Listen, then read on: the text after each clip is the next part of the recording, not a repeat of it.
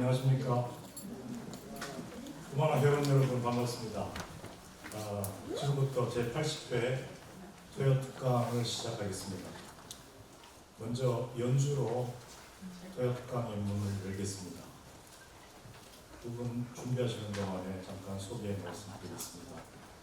오늘 연주해 주실 분은 바이올리니스트 김남흥 선생님이십니다.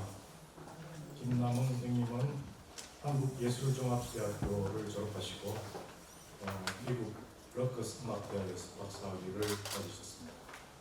그 이후에 수많은 입상 그리고 보스턴 부다페스트 오케스트라와 협연하시기도 했습니다. 현재는 계명대학교 음악공연예술대학교 교수로 수고하십니다. 반주를 맡아주신 박정국 선생님은 연세대학교 음악대학을 졸업하시고 하노브 국립음대, 자브리케미 국립음대를 거치면서 최고 연주자 과정을 졸업하셨습니다. 두 분 모시겠습니다.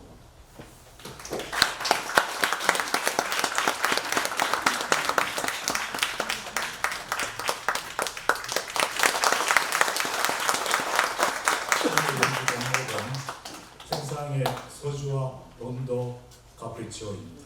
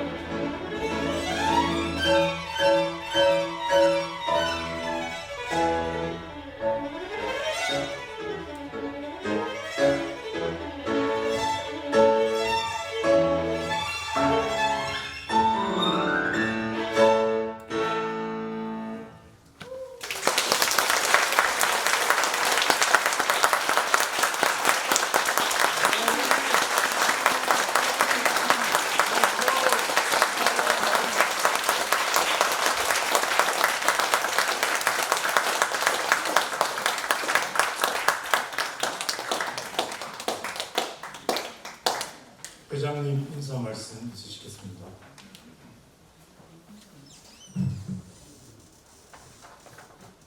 우리 후마나 가족 여러분 반갑습니다. 오늘 정순모 공원님 또 김남석 이사장님 비롯한 회원 여러분 모시고 80회 강의의 시간을 갖게 되어서 참으로 감사하게 생각합니다. 먼저 좋은 음악 만들어주시는 김남은 선생님 또 박정욱 피아니스트 감사합니다.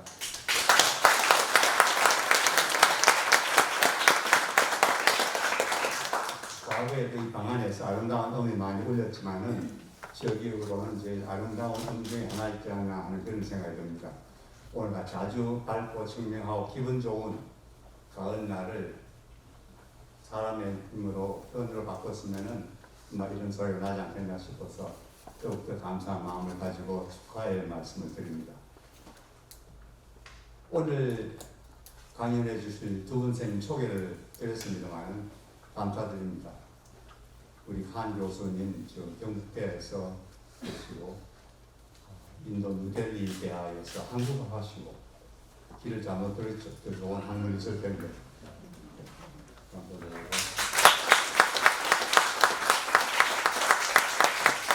카블라라의 명상이었습니다. düsseldorf에서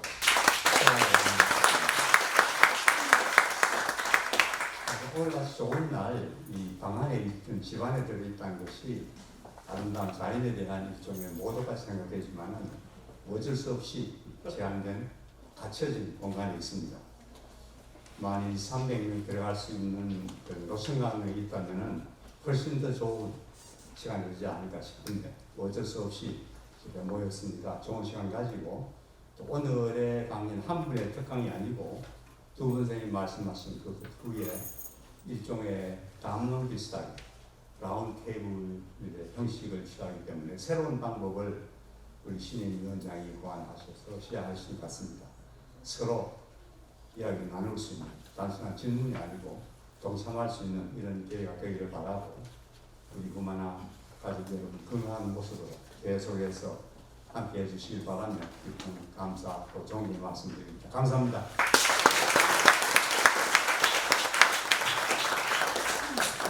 오늘 강연에는 제가 준비한 게 아니었습니다. 김중순 전임 위원장이 기획한 것이고 수님께서 오늘 순서를 맡기겠습니다. 라운드 테이블 사회는 오세네 교수님 맡아주시겠습니다.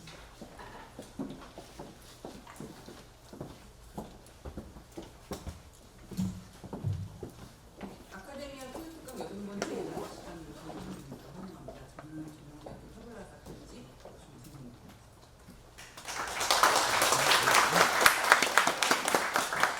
오늘 저는 이상한 이야기 책 삼국유사라는 주제로 여러분들을 이야기의 세계로 모시고자 합니다. 삼국유사는 우리나라 고대 인문학의 10대상이자 무한 확장성을 지닌 이야기의 고고라고 알려져 있습니다. 이번 시간에 저는 여러분들과 확장성에 관한 이야기를 한번 해보려고 하는데요. 일부러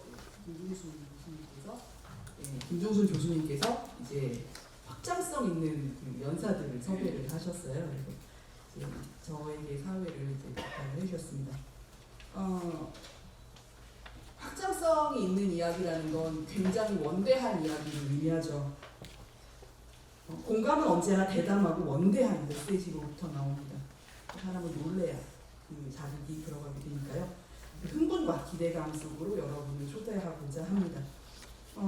여러분께 이 두 분의 연사를 소개합니다. 한 분은 계명대학교 타블라사 칼리지의 문성화 교수님이십니다. 아까 인사를 드렸고요. 계명대학교 철학과를 졸업하시고 독일 düsseldorf 대학에서 원래 박사 논문 주제는 버클리와 헤겔 연구였는데 지금 역사 철학을 공부하시고 여기 책 삼국사와 삼국유사의 역사 인식이라는 책을 쓰셨습니다. 압제할 칸 교수님은 인도 네루대학 한국학과를 졸업하고 경북대학교 국어국문학과에서 박사학위를 받으셨습니다. 서양 철학을 전공한 철학자 그리고 인도인 한국문학 연구자가 말하는 삼국유사는 무슨 이야기를 할 수 있는지 전 여러분들을 삼국유사와 이야기의 세계로 안내하고자 합니다. 우선 문성화 교수님의 발표를 먼저 듣도록 하겠습니다.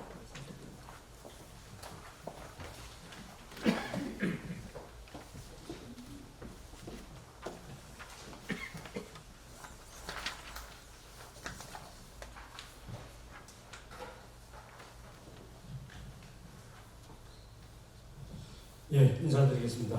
안녕하십니까.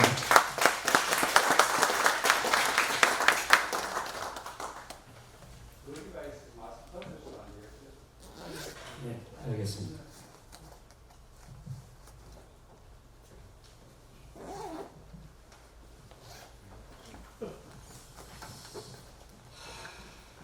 이 주제를 받고 고민이 굉장히 많았습니다. 일반 역사학이나 역사 철학, 그러니까 삼국유사에 대해서 그런 발표였다면 훨씬 쉬웠을 텐데 주제가 이상한 이야기책입니다. 이상한보다는 이야기책. 예, 그래서 고민 끝에 제가 아카데미아 후마나 설립 뜻을 살펴봤습니다. 그게 사람과 문화라는 말이 핵심 모토이며 또 학술단체도 아니고 친목단체도 아닌 사람됨을 생각하는 모임이라는 총장님의 말씀이 계셨습니다. 그래서 사람을 생각을 하다 보니까 이련 스님과 총장님이 떠올랐고 또 삼국유사를 보다 하니까 자연스럽게 계명대학교가 연결됐습니다. 그리고 그 연결고리는 제가 생각을 할 때는 타블라라사라는 글귀입니다. 그냥 글귀가 아니라 이 계명대학교 본관에 가면은 본관에 들어서면은 바로 타블라라사 액자가 있습니다. 이것 때문에 제가 이제 방향을 설정을 하게 됐는데 이련 스님이 그 당시 삼국유사를 쓸 당시에 고려의 대내외적인 상황, 그 상황을 분명히 생각했을 것이고 그리고 총장님을 생각하면은 계명대학교의 역사를 생각을 할 수가 있었습니다. 그래서 나중에 또 말씀드리겠지만 유사라는 이 한자가 보통 학생들한테 칠판에 나와서 써보라고 하면은 이슬유자의 역사사자를 많이 쓰는데 전혀 그렇지를 않죠. 나중에 이제 상세하게 말씀드리겠습니다만 결국 이 유사라는 게 이 우리 그 본관에 타블라라사 액자에 쓰여 있듯이 우리가 얼굴을 가질 때까지인 것처럼 이 이련 스님은 삼국유사를 우리 민족은 어떤 얼굴을 가졌는가 하는 생각을 가지고 그 당시에 썼지 않았을까 이런 생각을 해봤습니다. 이렇게 해서 자연스럽게 저는 이제 이야기라는 주제로 넘어갈 텐데요. 앞으로 이제 표지부터 시작해서 끝까지 다 보시게 될 사진은 제가 100% 다 찍은 겁니다. 어디서 갖고 온 게 아니고. 다만 타블라라사 액자 사진은 빛을 여는 계명인 여기서 이 책을 제가 촬영을 한 겁니다. 나머지는 제가 100% 다 찍은 사진이라는 것을 말씀드리고 하겠습니다. 우선 인각사인데 사진은 그럴듯하게 보이지만 전혀 그렇지도 않고 직접 가보면 굉장히 황량합니다. 황무지 같은 생각이 들 정도입니다. 목차 보겠습니다. 이 목차 보시면은 여러분들 오늘 받았는 책자, 그 책자 내용하고는 좀 다르게 제가 설정을 했습니다. 왜냐하면 책자 내용 그대로 제가 발표를 하는 게 아니라 짧은 시간에 발표를 하기 때문에 핵심만 말씀드리기 위해서 여기에 목차를 다른 식으로 구성을 했고 쭉 삼국유사 내용은 대부분 알고 계실 텐데 특히 4번, 5번, 6번, 7번 그리고 8번까지도 계명대학교를 중심으로 해서 제가 구성을 했습니다. 이야기를 그렇게 구성을 했습니다. 다음으로 넘어가서 보면요. 이 이야기라는 주제를 생각을 하면서 보다 하니까 이제 국회 도서관을 통해서 제가 자료를 찾아봤습니다. 그동안의 삼국유사 연구는 어떻게 됐는가. 위에 5개로 카테고리로 나누어 놓은 것은 제가 임의로 나누었습니다. 보통 역사와 철학, 특히 역사서로서 당연히 삼국유사는 역사서인데 역사 쪽으로 이야기를 하지만은 그쪽으로 박사학위 논문이나 교육대학을 학위 논문을 제외한 석사학위 논문을 보면은 역사, 철학 혹은 불교, 종교, 신앙 쪽에 비해서 문학의학, 신화, 민속, 설화, 문화 쪽의 연구가 학위 논문이 훨씬 많습니다. 그뿐만 아니라 여기에 이제 올해 8월 16일 현재 국회 도서관 자료를 통해서 연속 간행물을 보면은 2000년부터 2021년까지 1221편 가운데에서 역사 관련 논문은 80편밖에 없습니다. 6.6%밖에 안 됩니다. 그렇다면 오늘의 주제하고 굉장히 잘 연결된다고 볼 수도 있을 겁니다. 이야기라는 책하고요. 삼국유사가 어떤 책인가 아마 여러분들 아주 잘 알고 계시리라고 생각하는데 간단하게 말씀을 드리겠습니다. 제가 여기에 이제 유사 했는 게 결국 나중에는 계명유사라는 말씀을 드리게 될 겁니다. 유자가 남기다, 남다, 끼치다, 전하다 이런 것이죠. 그래서 삼국 사기의 기록에는 빠져 있지만 후세는 반드시 남겨야 될 이야기 혹은 사건, 그래서 쓰지 않았는가. 많은 이 삼국유사 연구가들이 이렇게 이야기를 하고 있습니다. 그리고 삼국유사를 그냥 쓰는 게 아니라 철저하게 증거에 근거해서 이렇게 쓰고 있다는 것을 보면, 삼국유사를 읽어보면은 아실 수 있습니다. 또한 보통 이제 역사서 내지는 불교서라고 많이 알고 있는데, 왜냐하면 저자가 일현스님이기 때문에. 근데 역시 당연히 역사서, 불교서 이렇게 생각할 수가 있지만은 다른 여러 가지 내용들이 굉장히 많이 들어 있습니다.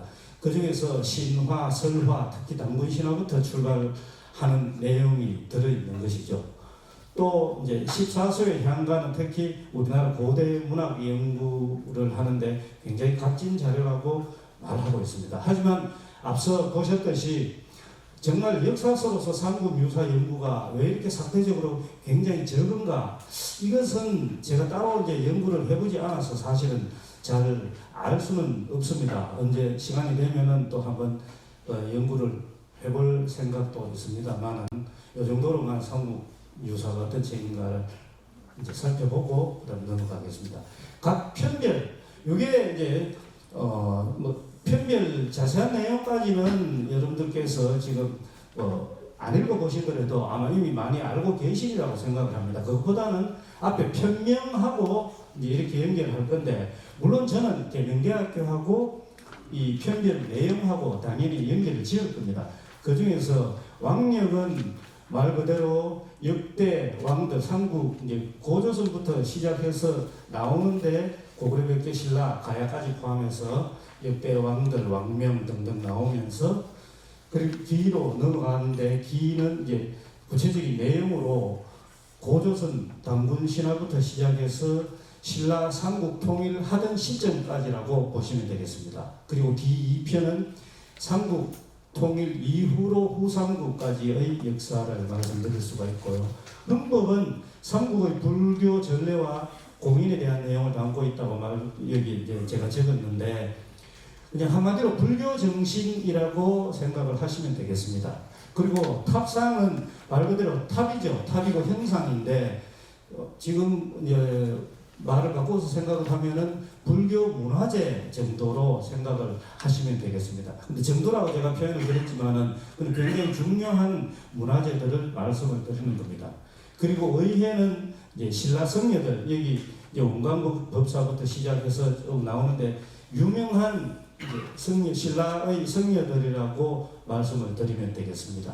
그리고 신주도 밀교 성녀들의 행적을 기록한 것이고, 이제 감통피연 효소는 또 하나로 묶을 수가 있는데, 여기서는 좀 평범한 평민들의 삶 속에서 간추려낼 수 있는 것, 후대에 남기고 싶은 것들, 이렇게 생각을 해서 보시면 되겠습니다.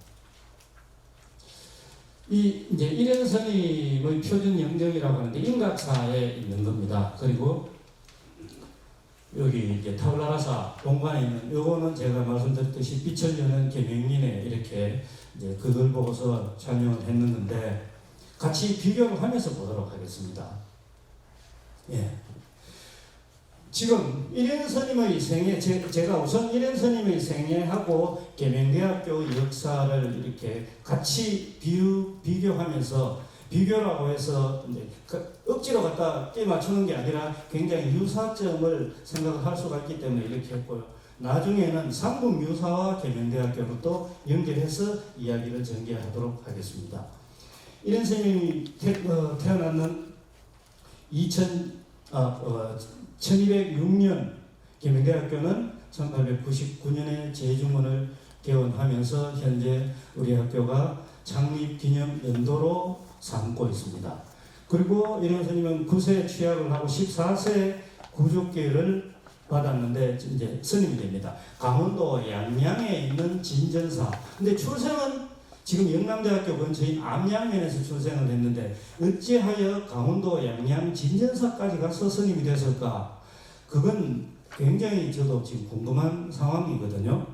일단 그렇게 말씀을 드리고 그게 이제 연결해서 보자면은 동산기독병원 재중원으로 개원을 했는데 1911년 동산기독병원으로 개명을 하면서 이게 굉장히 결단의 유사점을 저는 생각을 했습니다. 이걸 보면서 이야기를 어떻게 보면은 만들어낸다고 볼 수도 있겠지만은 읽으면서 그런 것들을 떠올린다는 자체가 이미 이야기를 전개한다고 볼 수 있기 때문에 말씀을 드리는 거고요. 그 다음에 이제 26세인 이련선님 26세인 1231년에 몽고 제1차 침략을 시작을 해서 1259년까지 몽고와의 전쟁은 계속됩니다. 물론 일방적으로 침략당하는 전쟁이긴 하지만은 시기적으로 굉장히 길죠. 그리고 우리나라도 1950년에 6.25 전쟁이 발발을 하고 3년 동안 계속이 되면서 끝납니다. 그 이후 이련선님이 보면은 1281년에서 83년 사이에 인각사에서 삼국유사를 집필을 하는데 83년에 국존으로 국사와 똑같은 국존으로 책봉이 됩니다. 원나라에서 그 당시 국사라는 직위가 있었기 때문에 국사라고 고려해서는 사용하지를 못하고 국존에 책봉을 하는데 계명대학교는 1954년 창립 기념일 이전에 개교 기념식을 할 때 1954년 지금 우리 학교 계명 아트센터 객석수도 1954개이죠. 그렇게 해서 철학과와 영문과를 시작으로 계명기독학관 계명대학교가 출발을 하는 셈입니다. 그걸 같이 해서 생각을 해볼 수가 있으면 그리고 이제 84세인 1989년에 인각사에서 입적을 하시는데 계명대학교는 1996년 행정본부, 대학본부가 완전히 성서 캠퍼스로 이전을 하면서 끝이 아니라 새로운 시작을 하게 되는 것입니다. 이련선님의 생애도 그걸로 끝이 아니라 삼국유사를 성으로 해서 새롭게 시작한다고 볼 수 있다. 그렇게 이해할 수 있다고 보는 것입니다. 자, 그 다음은 지금 삼국유사 구성과 교육 편제 이것도 이런 식으로 비유해서 우리는 이해해 볼 수 있을 것이다 하고 생각을 해서 넣는 겁니다. 말씀드렸듯이 권수로는 삼국유사는 5권 9편 139항목이라고 하는데 계명대학교 전체 올해 지금 4월 1일 현재 구성원 학생, 직원, 교원 전부 합하면 28,871명이고 그리고 교육 편제는 단과대학부터 시작해서 대학원까지 지금 이렇게 현황이 되어 있습니다. 요걸 같이 비교를 하면서 그 다음에 내용으로 넘어가서 또 비교를 해볼 수가 있습니다. 그걸 이해하는 방식이죠. 이야기로 만들어가는 것입니다. 네, 우선 이제 다른 사진하고 달리 뒤에 보면은 이렇게 함께 만든 계명 120년, 함께 빛낼 계명 120년, 그리고 아래에는 새로운 120년을 시작합니다. 이 사진은 제가 지하철을 타고 이제 학교에 왔다가 각 집으로 갔다가 말하자면 출퇴근을 하는데 지하철 안에 있는 광고판을 보고서 직접 촬영을 해서 이렇게 사용을 하는 것입니다. 이제 다시 한번 이제 말씀드리면은 삼국유사의 변명하고 아까 변명 이제 내용을 간단하게 말씀을 드렸는데 계명대학교에는 빛을 여는 계명인 해서 바로 이 책입니다. 근데 이걸 삼국유사를 읽고 이 발표를 준비하면서 계명유사, 유사는 삼국유사의 한자하고 똑같이 사용을 하는 것입니다. 다르게 빛을 여는 계명인을 계명유사라고 이름을 지어도 되겠다는 생각을 해봤습니다. 한번 보면은 왕력은 계명대학교의 연혁, 아까 이제 슬라이드에서 살펴본 그 연혁이라고 볼 수 있을 겁니다. 그리고 기 1편은 삼국유사에서 이제 고조선부터 시작해서 신라 삼국 통일 때까지라고 말씀을 드렸는데 여기 그대로 계명의 어제와 오늘 그리고 내일 해서 1899년 제중원 개헌으로부터 1954년 4년제 고등교육기관 대학 설립 준비위원회 구성까지의 역사를 딱 보면 신라 삼국 통일하는 그 시점까지이기 때문에 기일편하고 그 내용의 의미상 굉장히 유사하게 연결할 수가 있습니다. 연결해서 이해를 할 수가 있습니다. 그 역으로 빛을 여는 계명인을 통해서 계명대학교의 역사를 어떻게 하면 더 잘 이해할 수 있을까를 생각을 하면서 삼국유사 기편을 읽어보는 방식도 가능하다는 말씀이죠. 그리고 기2편은 이제 신라 삼국통일 이후부터 후삼국까지 이렇게 기술이 되어 있는데 계명대학교는 1954년 계명기독학관 개관으로부터 오늘 2022년 10월 15일까지의 역사이지만 이것은 이 시점의 끝이 아니라 오늘이 다시 새로운 시작이라는 것을 생각을 하면 되는 것입니다. 이렇게 연결할 수 있는 것은 일행스님이 후삼국 이제 말미에 가야 역사도 그 삼국유사에는 나오는데 그 썼는 이유가 단순히 그 삼국유사를 통해서 거기에 남기고 싶은 이야기를 전해주는 걸로만 만족을 하셨을까? 그거는 절대로 아닐 거라는 거죠. 앞으로 계속될 우리 민족의 역사 그리고 고려의 국조원으로서 계속 이어질 고려의 역사를 생각하면서 결국 미래까지 내다봤다는 말씀을 드릴 수가 있는 것입니다.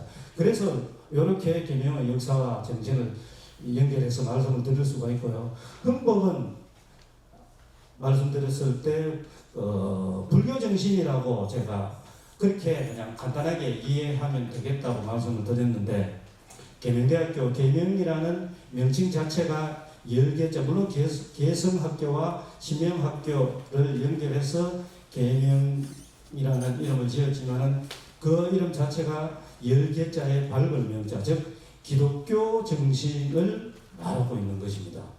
또 기독교 정신 안에서 실천까지 함께 생각을 하면서 진리와 정의와 사랑의 나라를 위하여라는 계명 정신을 생각할 수가 있습니다. 그렇게 실천이 연결되는 것이 바로 개척 정신으로서 이제 대명동 캠퍼스에 가도 그런 게 있죠. 이런 바위 산을 깎아 오늘을 마련했다 하는 바로 그런 개척 정신. 말 그대로 아까 표지에서 보셨듯이 임각사의 모습처럼 그것보다 더 황무지인 계명대학교 옛날 땅에서 지금 현재의 계명을 만들어 놓았는 이런 개척 정신을 말씀을 드릴 수가 있고요.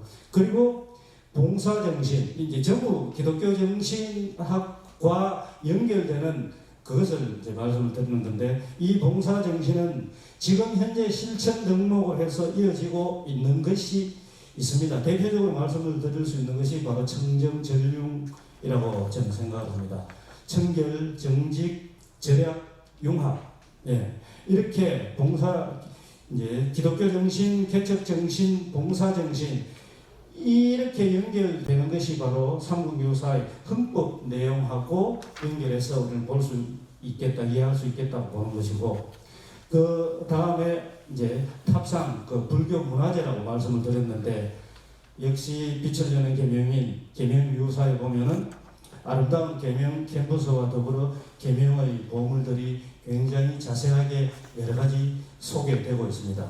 지금 그 계명대학교 캠퍼스 대명동뿐만 아니라 성서 캠퍼스에도 많은 영화와 드라마를 촬영하고 있는데 단순히 배경이 좋다 그 사람들이 그렇게만 생각해서 그런 건 절대 아닐 거라고 생각을 합니다. 앞으로 시간이 한참 흐른 후에는 계명대학교 캠퍼스 자체가 또 하나의 문화재가 될 수 있을 거라고 생각을 하기 때문에 전체를 그렇게 보물이라고 생각을 할 수가 있겠죠. 그리고 의회와 신주편 보면 계명과 봉사로 제가 이렇게 연결을 했는데 이것은 신라의 유명한 성녀들이라고 제가 말씀을 드렸습니다. 역시 계명대학교에도 계명의 선구자들이 계십니다. 선구자들뿐만 아니라 계명을 가꾼 청직이 이렇게 계시는데 계명대학교 설립자이신 안도화 목사님 그리고 계명대 설립과 발전의 징검다리 역할을 하신 신태식 명예총장님, 또 계명을 가꾼 청지기로서는 지금도 여전히 청지기이신 계명대학교 발전의 주춧돌이 되신 현 신일희 총장님을 말씀을 드릴 수가 있겠죠. 그 아래는 지극히 평범한 평민들의 삶이라고 말씀드렸습니다.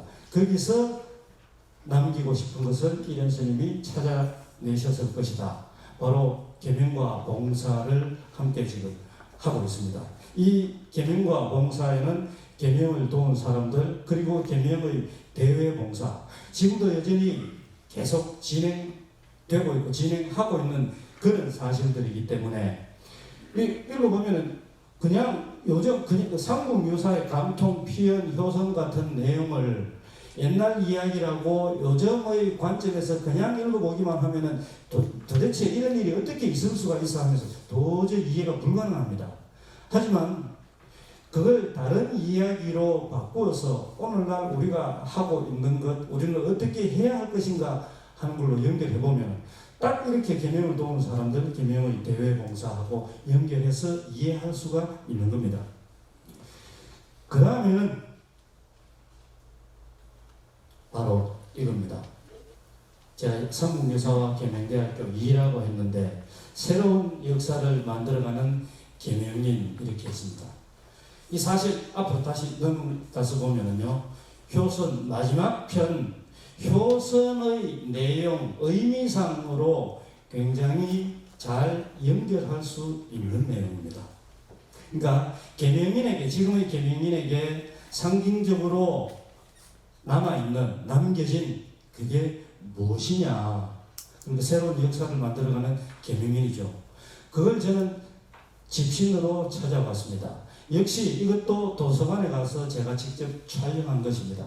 집신에 관련된 내용은 저는 빛을 여는 계명인 이 책과 전체 교수회의나 이런 것을 통해서 총장님으로부터 들어서 알고 있는 것이지만 아마 여기 계신 분들이 바로 산정임이라고 저는 생각을 합니다. 이 집신은 바로 그 당시로 돌아가서 생각을 하면은 학생의 부모님으로서 어제의 계명 역사를 생각할 수 있을 것이고, 이 집신을 기증하신 학생은 오늘의 계명인 생각할 수가 있을 것이고요.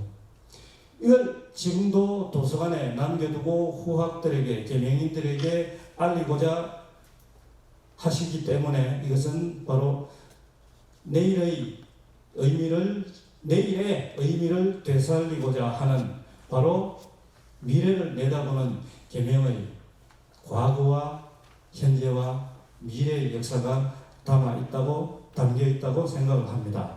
그렇기 때문에 제가 계명유사, 빛을 여는 계명인의 다른 이름을 계명유사라고 한번 생각을 해본 것입니다.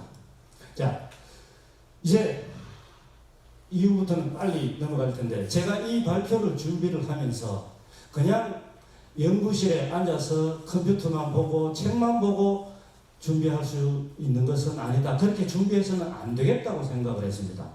그래서 준비를 하면서 본격적으로 글을 쓰고 하기 전에 8월 18일에, 원래 8월 18일에 계명대학교 본관입니다. 여기는 본관 앞에서 출발해서 이련 스님이 출가하신 강원도 양양 진전사까지 자전거를 타고 직접 갔습니다. 33시간 33시간 걸렸습니다. 거리는 380km가 좀 넘죠. 획득 고도도 나와 있는데 4,452m.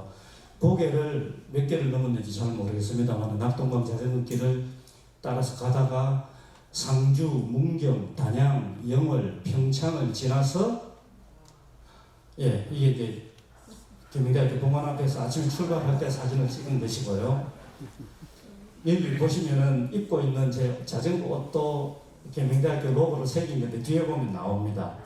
넘어가는 도중에 이야기이기 때문에 좀 더 재밌어 하시라고 이것도 넣었는데 꼭 말씀도 드리고 싶었습니다.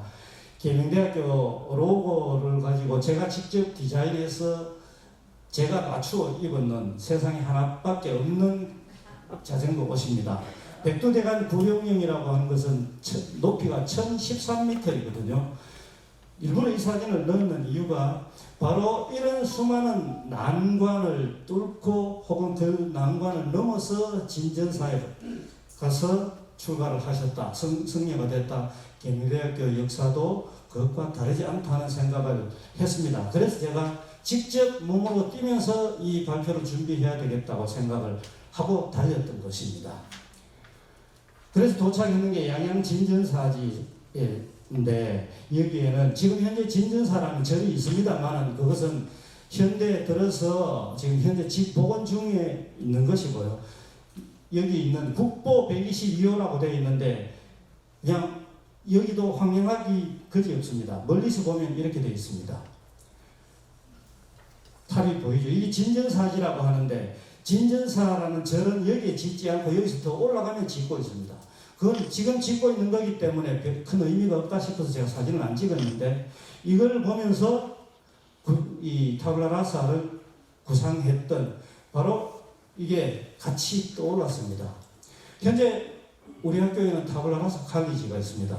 이런 걸 보면은 타블라라사 칼리지의 역할이 또는 의무가 책임이 굉장히 중요하고 타블라라사 칼리지라는 이 명칭으로 단과대학을 만들어 놓으신 그 해안이 정말 그 해안에 정말 저는 감탄을 했습니다.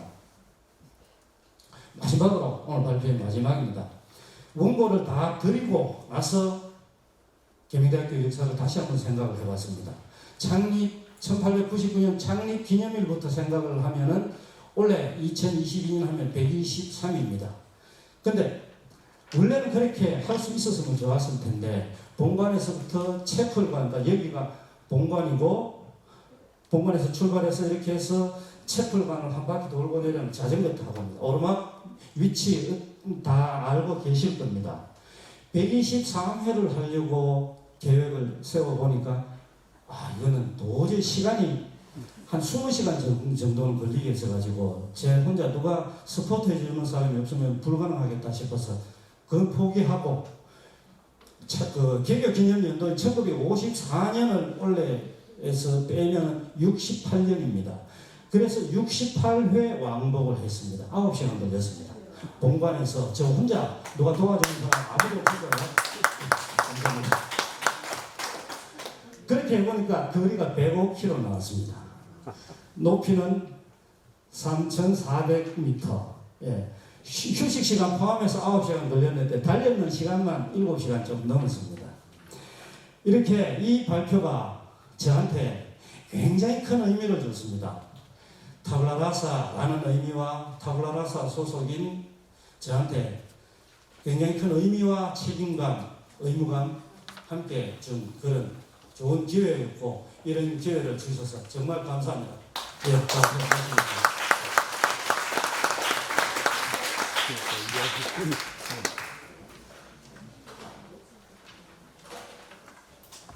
네, 감사합니다. 제가 교수님 채플관 올라가시던 날 제가 이제 계명대학 교회를 다니는데 거의 교회 분들이랑 다 같이 증인이 됐습니다. 봤습니다. 제가. 예. 다음으로 이제 우리 康교수님 발표를 드리도록 하겠습니다.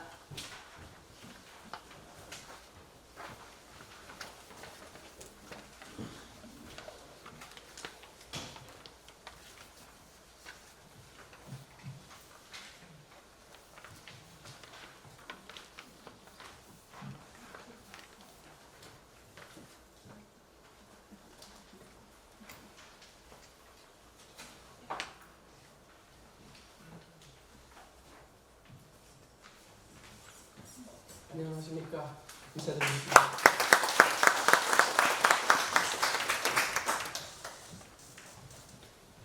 저는 사실 김충성 원장님께서 저한테 삼국유사에 대해서 강의해 주라고 하셨을 때 저는 삼국유사 연구자도 아니고 그리고 또 고전문학 연구자도 아니고 한국에 대해서 아는 게 많지 않았는데 그러나 계속해서 준비하라고 하셨습니다. 그래서 저는 영남일보에 컬럼 쓰는데 계속해서 정기적으로 거기서도 삼국유사를 좀 생각해서 컬럼 쓴 적이 있습니다.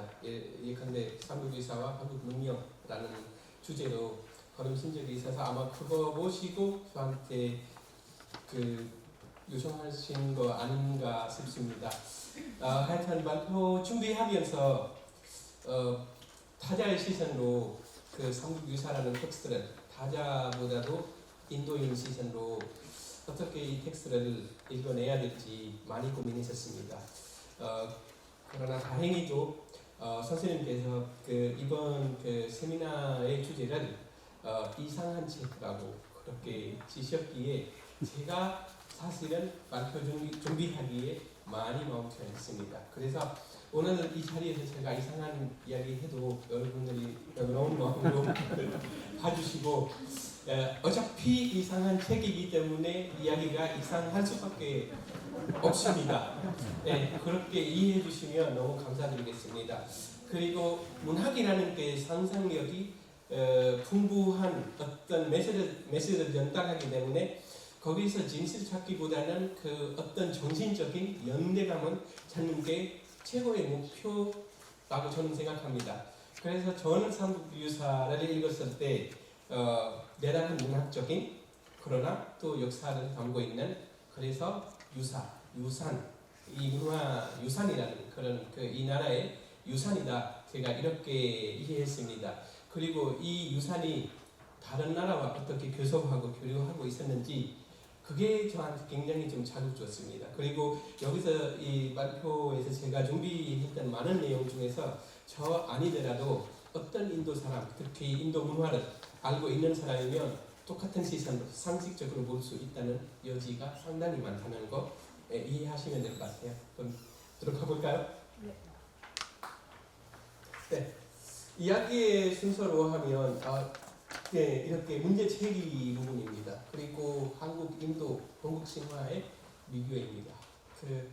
오늘 좀 인도 이야기 하려고 하는지 건지 모르겠습니다. 하지만 그 인도 이야기가 그냥 인도 이야기 아니고 삼국유사와 연결돼서 어떤 지점에서 서로 연결이 되어 있는지 그 부분을 주목하려고 합니다.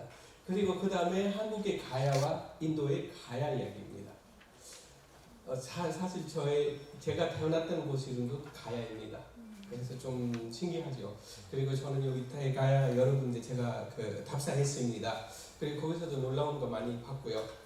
그래서 가야와 북가야의 만남이 어떻게 되는지 그것에 대해서도 이야기하고 싶습니다. 인도에도 하나 옛날 말이 있습니다. 옛말 중에서 가야라는 남자가 가야에 가고 가기만 했습니다. 그래서 가가 많이 들어있습니다. 그래서 그런 표현이 아주 옛날부터 전해온 표현입니다. 그 다음에 양국의 승려 간의 교류가 이것이 정말로 연구해야 될 주제라고 저는 생각합니다.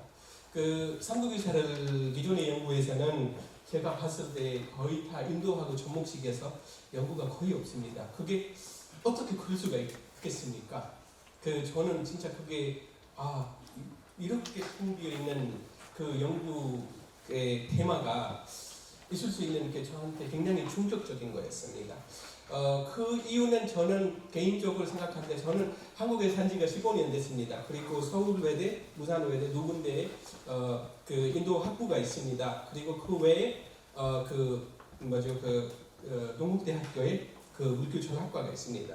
그러나 여러분들도 가서 한번 검색해 보시면 한국 관련된 인도 관련된 책이라든지 아니면 물교철학이라든지 직접적으로 인도에서 아니면 인도철학이라든지 이런 거 직접적으로 한국에 번역된 거 아니라 제2 언어에서 번역된 것입니다.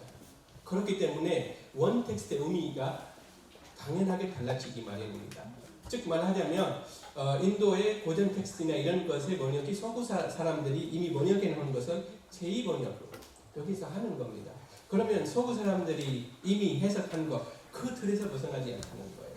그래서 인도적인 부분, 삼국유사라든지 한국의 다른 텍스트에 있는 부분들 직접적으로 인도의 문헌을 연구해서 그거 해야만 그게 가능한데 그러나 그런 연구자가 드문다라고 할 수 있습니다. 한국에서. 그게 굉장히 안타깝다고 생각합니다. 인도 전략적으로, 역사적으로, 문화적으로, 문명적으로 굉장히 상당한 깊은 역사를 가지고 있고 그리고 2000년에 물교 역사와 연대감을 가지고 있는 나라인데 그러나 그것을 연구할 때 연구자들이 서구적인 텍스트에 의존해야 된다는 것 지금까지도 굉장히 문제적이라고 저는 생각합니다.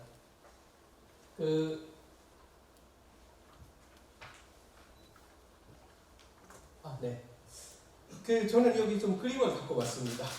그 세 가지 그림인데 첫 번째 그림을 보면 이거 오리인가 토끼인가 굉장히 좀 유명한 그림입니다. 도끼 작가 아닌가 싶습니다. 화가가. 그래서 사실 이 그림을 가지고 선생님들이 많이 강의합니다. 그리고 또 그 문학 강의에서는 분명히 이 그림을 들고 이야기할 때가 있습니다. 그래서 텍스트를 볼 때 다양한 뜻으로 접근할 수 있다는 것, 이 그림의 의미입니다. 두 번째 그림을 보면 고양이 그림인데요.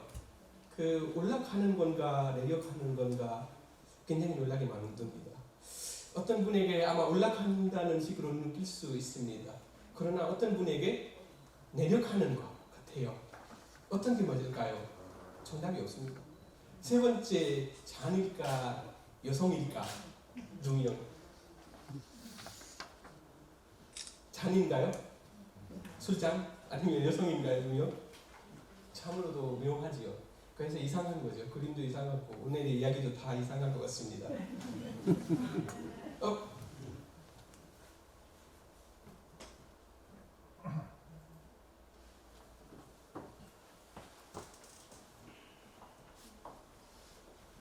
네, 좀 더 보려고 합니다.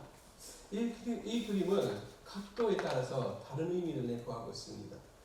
첫 번째, 마을처럼 보이고, 두 번째 또 다르게 보이고, 세 번째 또 토끼가 논 위에 앉아 있는 것처럼 보입니다. 똑같은 그림인데 시각에 따라서 달라진다는 뜻입니다. 텍스트도 마찬가지입니다. 그래서 오늘 이야기하려고 하는 텍스트는 삼국유사인데 그러나 저는 위에 라마이나하고 이렇게 두 개의 판을 했습니다. 라마이나는 인도에서 기원전 300년 전에 쓴 대서사시입니다. 즉 시구로 쓰여 있는 영웅적인 이야기인데 인도 사람의 삶에서 굉장히 지대한 의미를 지니고 있습니다. 아마도 삼국유사와 대응될 수 있을 정도 아닌가 싶습니다. 자, 여기 이렇게 쓰여 있습니다. 라마야나가 몇 개나 될까요? 예, 아주 유명한 말입니다. 300개? 3000개? 그렇게 되어 있습니다. 일부 라마야나가 끝나면 때때로 다음과 같은 질문이 생깁니다. 과연 라마야나가 몇 개나 될까요? 저는 이게 라마누전라는 인도 학자가 300 라마야나스라는 글을 썼고 그리고 옥스퍼드 대학교에서 출판부에서 이게 발행된 글입니다. 책으로. 그리고 인도에서 이 글이 나왔을 때, 이 논문이 나왔을 때 상당히 파장을 많이 일으키게 했었습니다. 특히 좀 끝봉이라고 해야 되나요? 어떻게 우리의 텍스트를 가지고 이렇게 놓을 수 있을까? 그러나 연구자가 다양한 것, 풍부한 것을 찾아야 그게 사실 그 텍스트의 가치가 더 많이 부여된다고 생각합니다. 그래서 저의 이야기의 핵심이 바로 여기에 있습니다. 삼국유사를 방금도 선생님께서 말씀하셨듯이 연구의 확장으로서 봐야 되어야만 이게 더욱더 삼국유사의 의미가 깊어진다는 거예요. 그래서 아까 전에 우리 여러분들이 들었던 말표는 내부적으로의 확장이었다고 했다면 저의 말표문에서는 외부적인 확장으로 볼 수도 있지 않을까 싶습니다. 네, 삼국유사는 삼국사기와 함께 한국의 가장 오래된 고전 문헌도 생각하고 있다고 볼 수 있습니다. 그리고 기원전 300년에 라마나와 마하바라타 두 인도에서 사시인데 그 정도의 가치 있는 텍스트라고 저는 생각합니다. 특히 삼국유사의 한국 문화, 신화, 민담, 노래, 시, 해외와의 교류 이런 것이 아주 중요하다고 저는 생각합니다. 특히 향가나 이런 것들이 거기 나오는 것 사실 조용의 이야기라든지 아니면 다른 그 향가가 상당히 한국의 영혼이 아닌가 정도로 저는 판단합니다.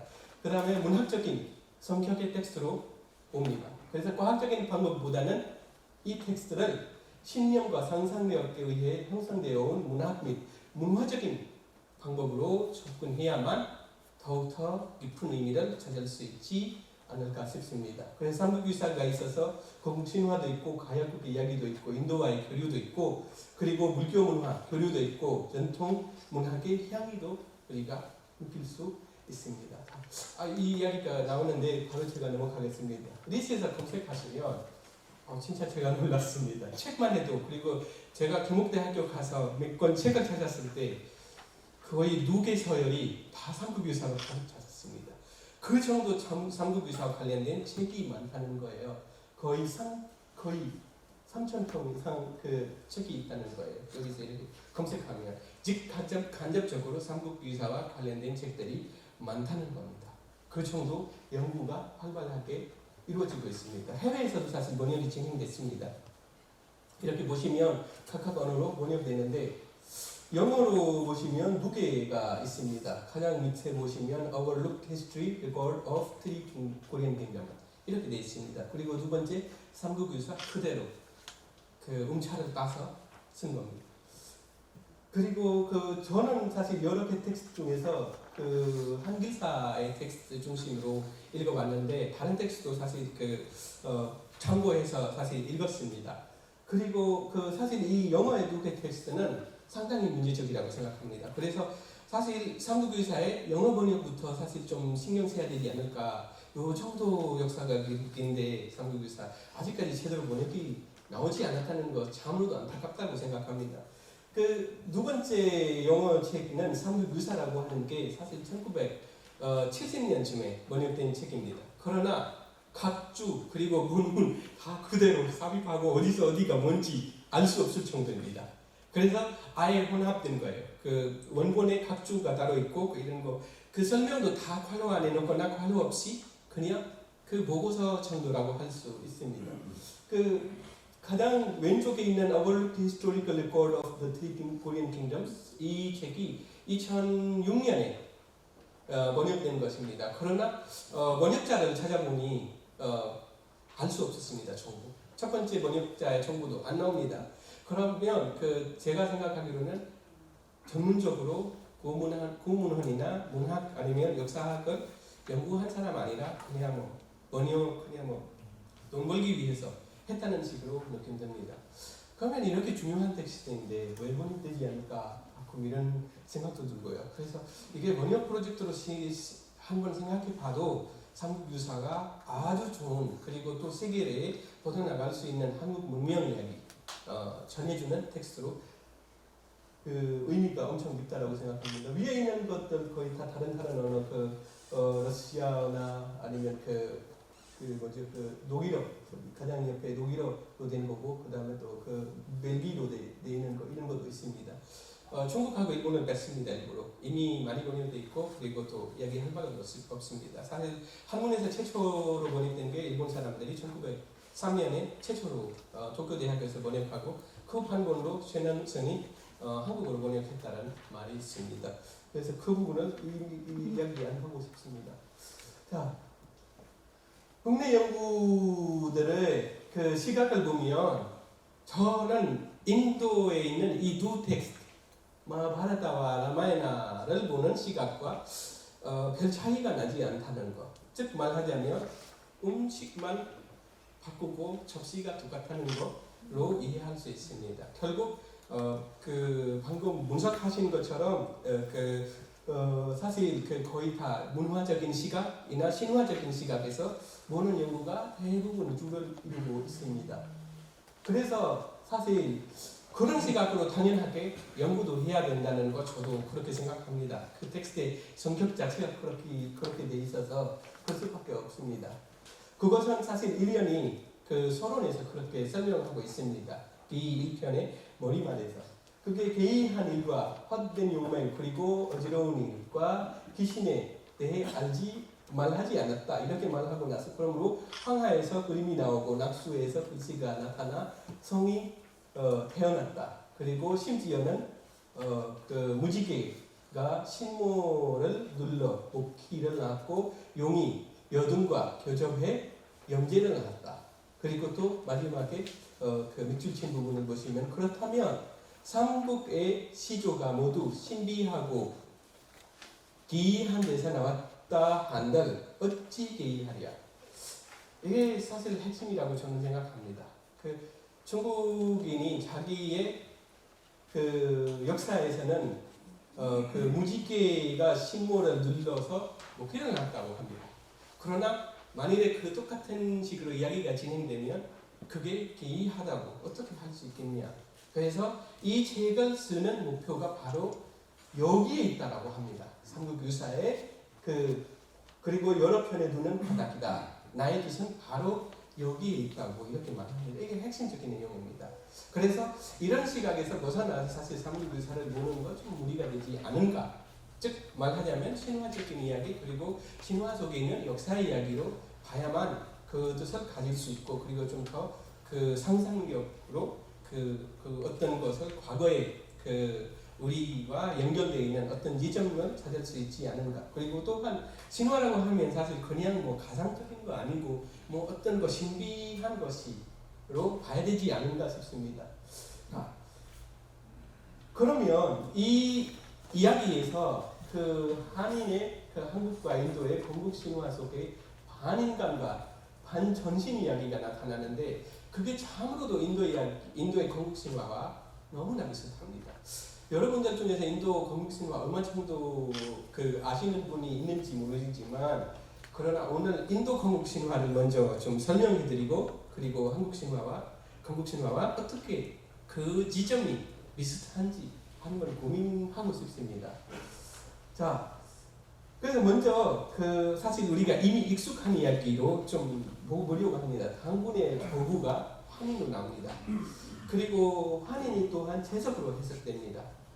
물론 이것에 대해서 다양한 부정적인 이야기 있지만 그러나 그 부정은 떠나서 일단 쓰여 있는 그 바탕으로 이야기를 전개시키자면 좀 이야기가 제가 이렇게 하고 싶게 될 겁니다. 그리고 저뿐만 아니라 다른 인도인이면 그렇게 이해할 수밖에 없을 겁니다. 인드라, 여기서 제석이라든지 인드라는 고대 인도의 신화에 나오는 모든 신들 중 가장 위력적이고 지위가 높은 신으로서 신들의 왕이라고 불려집니다. 그리고 베다 문헌에서 인드라는 대지에 있는 모든 종족과 인종을 품을 수 있는 하늘의 최고의 신, 즉 산스크리트로 말하면 샤르바 마하데와 이렇게 나옵니다. 그래서 그 스와르가 마하데와라고 이렇게 하는데 그게 전 지구의 신으로 인식됩니다. 그렇다면 인드라가 과연 인도의 신인가?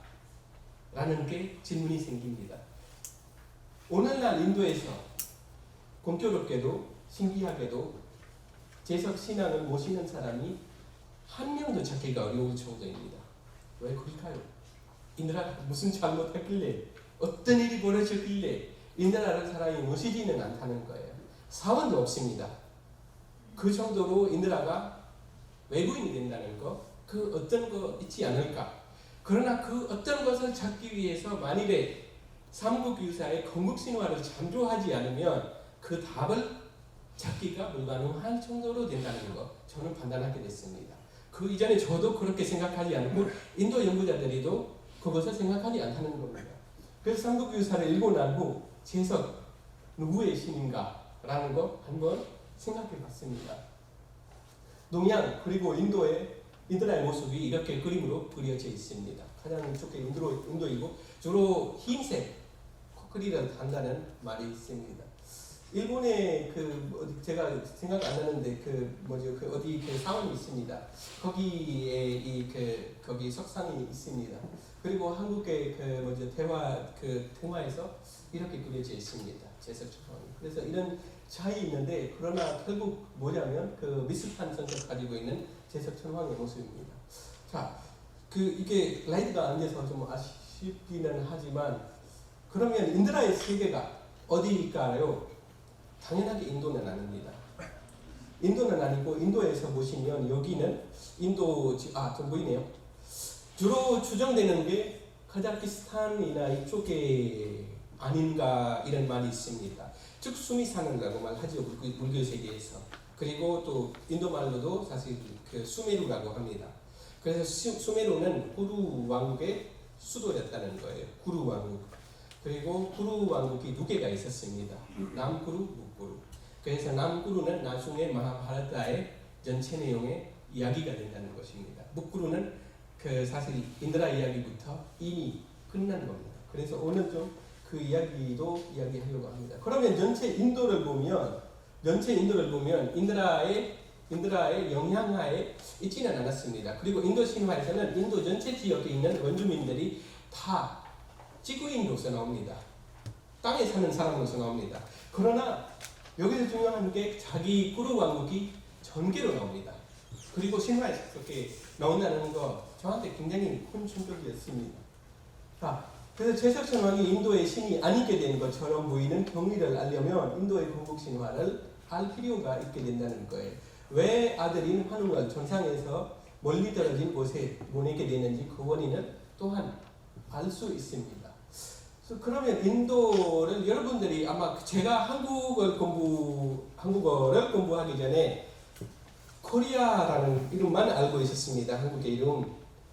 여러분들 인도 이름 알고 계시는 건가요? 인도 사람들이 인도를 어떻게 부르는지? 당연하게 인디아라고 부르지는 않지요. 바라타라고 합니다. 바라타. 가장 위에 쓰여있죠. 여기 보면 여기 바라타.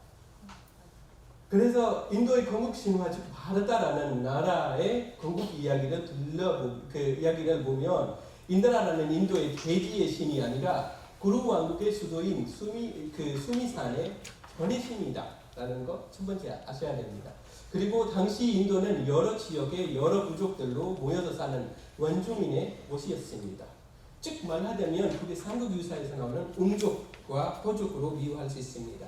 인도의 지금 모디 수상인데 인도의 모디 수상 이전에 만모헌 싱 수상이었습니다. 아마 여러분들 알고 계신다면 그 탈건 쓰는 아저씨였는데 성씨가 싱입니다.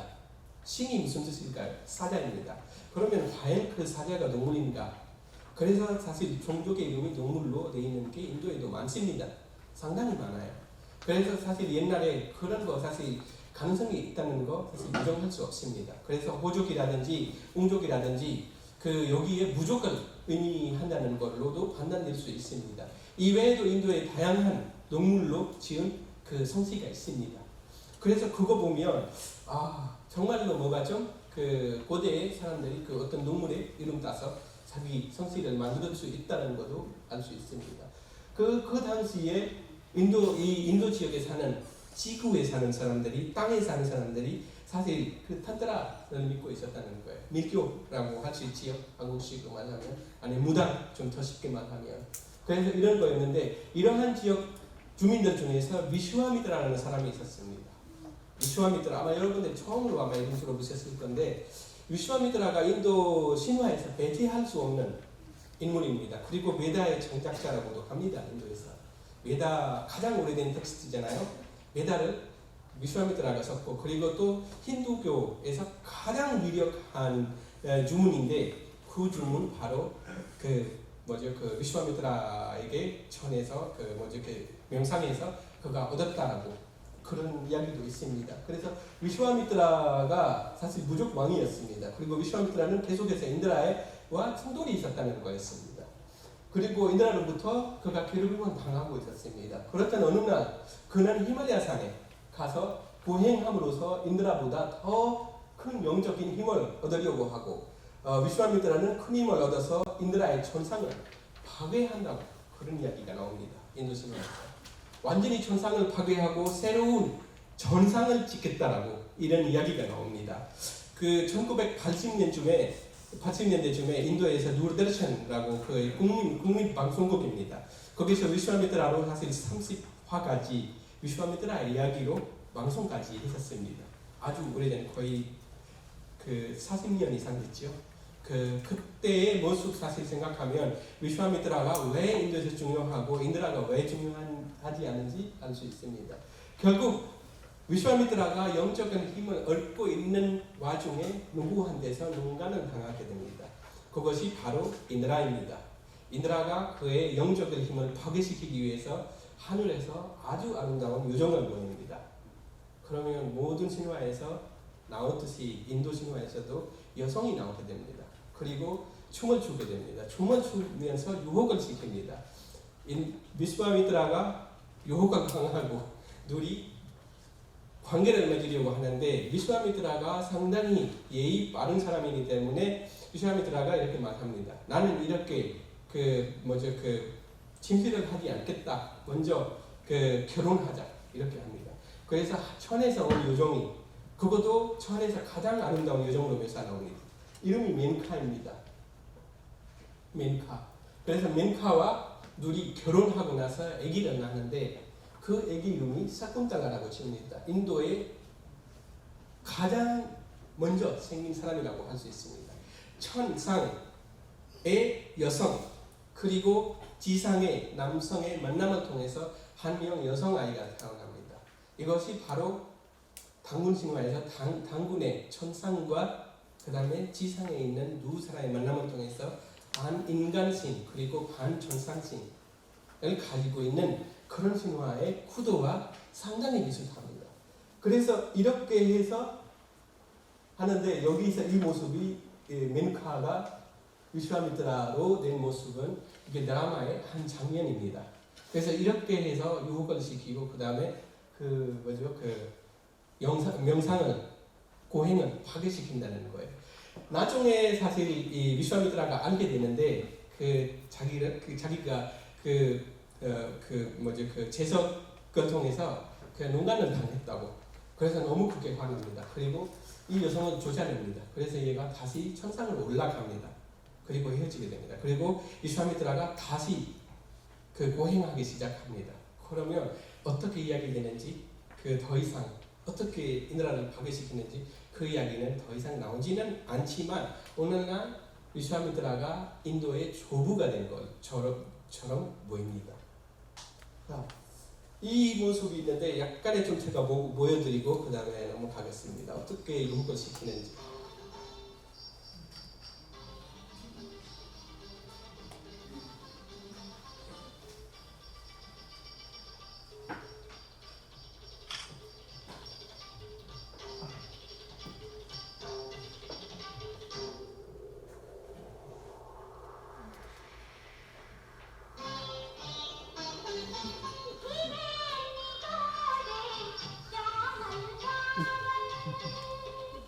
아무리 춤추어도 위슈와미트라가 눈 뜨지는 않습니다.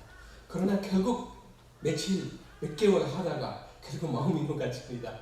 여성 앞에서. 그리고 그렇게 선약을 하고 결혼하게 된다는 이야기가 나옵니다. 이게 80년 초에 나온 드라마입니다. 네. 그래서 구조적으로는 전상의 환웅과 지상의 웅녀 사이에서 태어난 당군의 사례와 상당히 비슷한 줄거리가 있다는 거예요. 그 다음에 아기가 다 태어난 후 위슈와미트라가 수행을 그만두고 평범한 사람으로 살았다고 생각하는데 그러나 어느덧 알고 나서 결국 화나게 되고 그리고 사쿤탈라를 사실 또한 어머니가 데리고 갈 수 없습니다. 왜요? 그게 또 사실 재미있는 구도인데 지상과 정상의 사이에서 태어난 아이기 때문에 하늘로 갈 수 없다고 이런 이야기 구도가 나옵니다. 이것이 또한 사실 당군 신화를 보면 환인이 사실 당군이 태어나고 나서 아무 이야기 없습니다. 어떻게 되는지 어디 가는지 아무것도 나오지 않습니다. 그냥 왕이 되고 당군이 환인이 아예 사라집니다. 환웅이 사라집니다. 환인의 아들. 아의 이야기 속에서 환웅에 관련된 이야기 사실 신단수에서 내리고 나서 도시를 건설하고 웅녀와 결혼하고 아이 낳고 나서 그 이야기가 전혀 전달되지는 않습니다.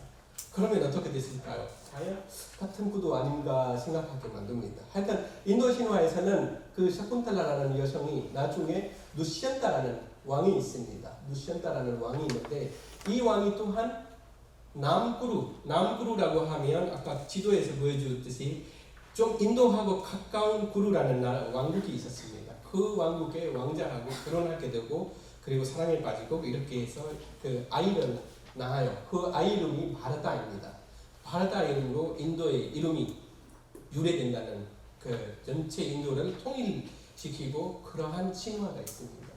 하여튼 그래서 이 상에서 알 수 있는 것처럼 지상의 위슈와미트라와 천상의 인드라 서로 사이가 좋지 않았고 적대적인 관계였다는 거였고 그는 인도에서 최고로 사랑받는 라마신의 수승대요. 라마이나라는 서사시 아까 제가 보여드린 거잖아요. 거기서 그 라마신의 스승이 된다는 거예요. 오늘날 여러분들이 인도에 만일 가게 되면 인도의 거의 90% 사람이 라마신의 신봉자입니다.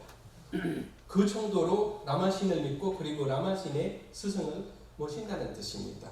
즉 위슈와미트라를. 그래서 결국 누가 이겼을까요? 인드라가 졌다는 거예요. 위슈와미트라가 이겼다는 거예요. 결국 인도 원주민을 지키는 원주민이었다는 거. 그 강군 신화에서 결국 당군 환웅이 아니라 당군이 여기에 주력자가 될 것처럼 인도에서는 현진이 주력자가 된다는 거예요. 결국 인드라가 탈락된다는 거예요. 인도에서. 이 부분이 그 두샨타 왕하고 샤쿤달라의 화보가 이렇게 인도에서 그려져 있습니다. 그리고 나중에 아기를 이렇게 낳고 나서 산속에서 산다는 거예요. 그런 이야기가 있고요. 자, 그래서 이 이야기를 보면 사실 한국의 이야기에서 사실 몇 가지 요점이 사실 여기서 제가 표시한 부분에 대해서 이야기 드리고 싶은데 저는 제선 전황에 대해서 제가 이야기했습니다. 여기서 나오는 게 사실 기존의 연구에서 제가 봤는데 땅에서 3가지 위험이 있다라고 합니다. 그러나 사실 기존의 연구에서 크게 그것에 대해서 주목이 안 되고 있는 것처럼 저는 느꼈습니다. 저도 사실 많이 궁금했었습니다. 그러나 인도 이야기를 같이 나란히 넣고 나서 생각해보면 첫 번째는 당연하게 인드라에게 위슈와미트라가 있을 겁니다. 두 번째 당연하게 중국 쪽에 있는 그 지역의 어떤 부족의 위험성이 있을 겁니다. 그리고 세 번째 이란 쪽에 있을 가능성이 없지는 않습니다. 그리고 또 여기서 천부인에 관련된 이야기 나옵니다. 3가지라고 하면서도 기존의 연구에서 2가지만 설명합니다. 그냥 무적하고 그 다음에 인장. 그러나 다르게 생각하면 저는 천명의 뜻 아닌가. 그래서 3가지 그대로 연단될 수 있다는 겁니다. 그리고 신단수 이야기 그 다음에 나옵니다. 신단수 사실 여러분들이 아시다시피 코로나 시기 때 인도가 생지옥이라는 거 들어보셨죠? 굉장히 큰 화제였습니다. 지금 가보셔도 생지옥일 겁니다. 그 이유가 바로 여기 신단수 나무입니다. 인도 사람들이 사실 그 장례식을 지을 때 사실 전기로 하는 것보다는 나무로 하는 게 더 종교적으로 좋다라고 믿습니다. 그리고 그 나무 다름이 아니라 바로 신단나무, 즉 백단나무가 늘 간다는 거예요. 모든 장례식에, 모든 제사 지낼 때, 모든 기도를 할 때 사실 이 잔단나무가 없으면 샌들라고 하죠. 영어로 잔단 인도말이고 이 잔단나무가 없으면 그 기도가 완성되지 않다는 겁니다. 그래서 사실 아직도 사람들이 자기 위에 있는 사람이 누가 노력하면 그 장례식을 치를 때 사실 그런 나무를 가질 수밖에 없습니다. 자, 그래서 이렇게 해서 곰과 범의 이야기가 계속해서 이어지면서 여기서 신단수 밑에서 기도한다는 거 사실 상당히 성스러운 나무라는 뜻이고 그리고 당군의 이름만으로 단자나무를 간다는 거예요. 같은 단. 그래서 이런 거 사실 우연의 일치도 있을 수 있지만 그러나 또한 어떤 다른 의미를 가지고 있다고 볼 수 있습니다. 자, 이거 신단수 나무입니다. 인도에서 이렇게 많이 향유로운 나무이기도 하고 그리고 특히 인도의 대부분 수상들이 노력하면 이 나무로 장례식을 치렀다라고 여러분들이 기사에서도 찾을 수 있습니다. 쉽게. 두 번째 이야기 빨리 마무리하도록 하겠습니다. 네, 가야 이야기인데요. 그 가야의 이름이 사실 또한 인도와 연결될 수 있습니다. 그래서 삼국유사에서 2가지 부분이 연결될 수 있는데 이런 식으로 제가 오늘 말씀드린 바와 같이 사실 전에 그렇게 저도 생각한 적이 없었습니다.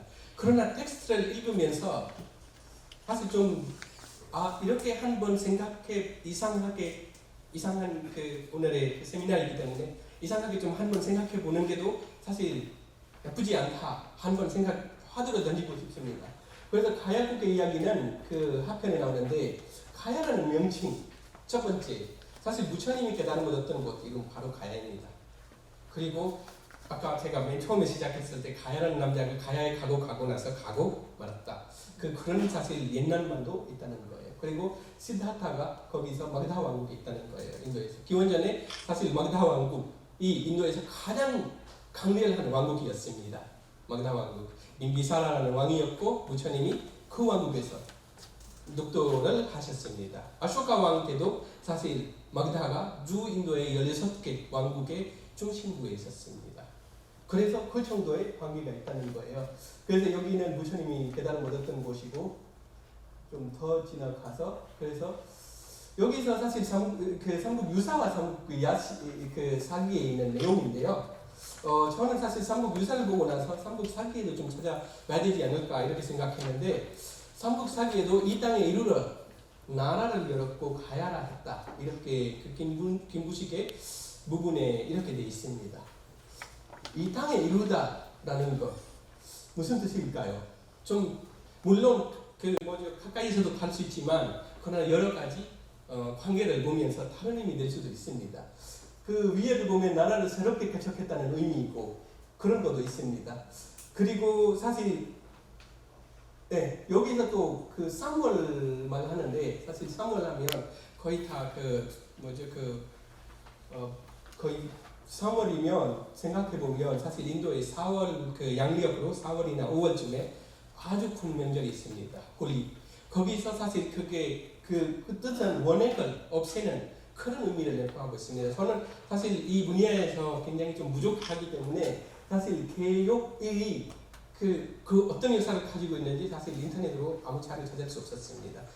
삼국유사에 사실 각주 있는 그 부분에서도 그렇게 이것에 대해서 설명하는 게 없습니다. 아주 잘못한 한 문장으로 설명되어 있습니다. 그래서 이 부분을 보면 그 춤추라고 합니다. 술 마시라. 이게 인도에서 홀리 1년에 한 번 하는 축제에서 사실 술 마시고 그리고 1년 동안에 모든 애욕을 없애라라는 뜻과 너무나 공교롭게도 비슷하다는 걸 느낌 들었습니다. 그래서 이렇게 생각하게 됐습니다. 그리고 또한 하늘에서 내게 하명하기를 이곳에 내려가 나라를 새롭게 하고 임금되라 이런 표현들이 있고 그리고 수로라는 명칭에 대해 생각해 보면 사실 너무나 인도 사람의 가장 귀에 비슷하게 들리는 소리 수리오 아니면 그 수리에 이런 표현이 많이 사용되는 이름이기도 합니다. 그래서 이렇게 보면 사실 옛날부터 이런 인도에 또 하나 그 풍습이 있습니다. 어릴 때부터 정혼을 시키는 풍습. 그리고 그 성인 되면서 딸을 시집 보낸다는 것. 사실 수로 왕의 그 이야기를 보면 나라를 개척하고 나서 4년 만에 저는 사실 맨 처음에 생각하기로는 적어도 그 왕 되고 나서 뭐 10년, 20년 뭐 이렇다 저렇다 생각했는데 4년 만에 여자가 온다는 거예요. 그것도 올 때 그냥 오는 거 아니고 많은 거 갖고 옵니다. 그냥 해적들이 들 수 있는데 어떻게 그럴 수가 있겠습니까? 사실 이상한 이야기지만 그러나 이상한 시각으로 보면 사실 논리적으로 맞다는 겁니다. 그래서 이런 것들 보면 뭐가 좀 중매 결혼이 이미 있었고 시집으로 온 거 아닌가 판단할 수도 있습니다. 그리고 또 여기서 너 이렇게 공주가 멀리서 온 것을 먼저 알고 있었어 이렇게 말합니다. 미리 알고 있었다고 합니다. 그래서 뭔가 좀 4년 만에 일인데 가서 거기서 다스리고 그 다음에 또 와이프를 보내준다는 그런 이야기도 될 수 있다는 거예요. 그래서 하여튼 이런 의미가 있다는 것은 사실 이 텍스트를 좀 더 깊이 인도의 그 신화의 파고들로 가서 봐야 되지 않을까. 그리고 이렇게 해서 사실 이 텍스트에 좁은 의미가 좀 더 확장될 수 있지 않을까.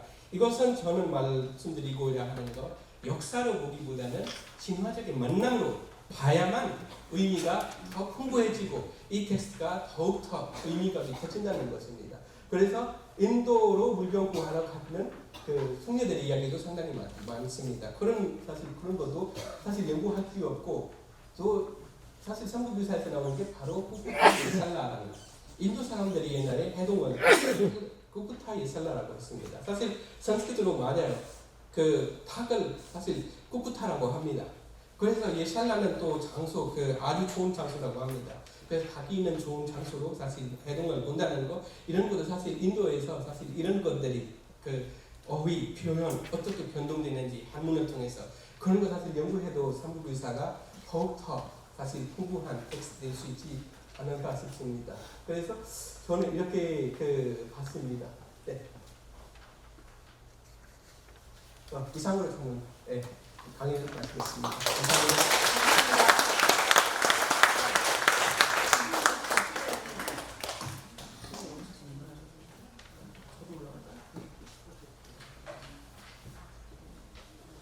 의자를 좀 놓아주시면 좋겠는데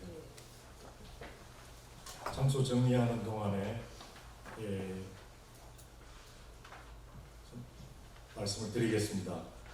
지난번부터 제가 운영위원장을 맡아서 하고 있는데 오늘 두 번째 순서를 맞았습니다. 잠깐만 진행을 위해서 이 의자를 좀 놓아주셔야 되는데 앞에 세 분이 토론할 수 있게.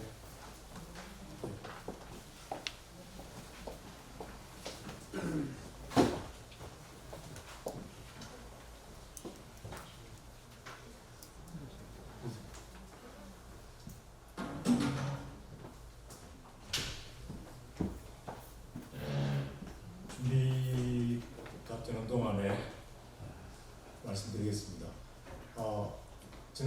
지난달의 모임에서는